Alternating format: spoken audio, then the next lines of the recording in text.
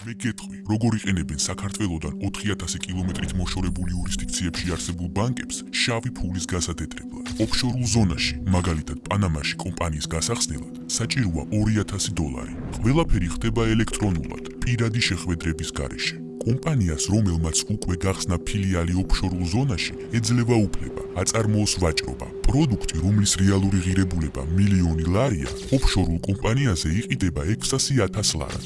შემდეგ ოფშორული კომპანიიდან პროდუქტი მიდის რეალურ მყიდველთან, რეალურ ფასად, რის შემდეგაც ოფშორული ბანკის ბალანსზე რჩება შავი მოგება $400,000. მაგრამ არსებობს პრობლემა. ამ მომენტში თანხის წარმომავლობა ზედმეტად გამჭირვალეა სამართალდამცავი ორგანოებისათვის. ამ დროს ოფშორული კომპანია იყენებს თავის იურიდიულ უფლებას და ვალად აძლევს $400,000 სხვა ოფშორში არსებულ კომპანიას, რომელიც ვალს აბრუნებს საქართველოში, კიდევ ერთი სხვა იურისდიქციაში არსებული კომპანიის ანგარიშიდან.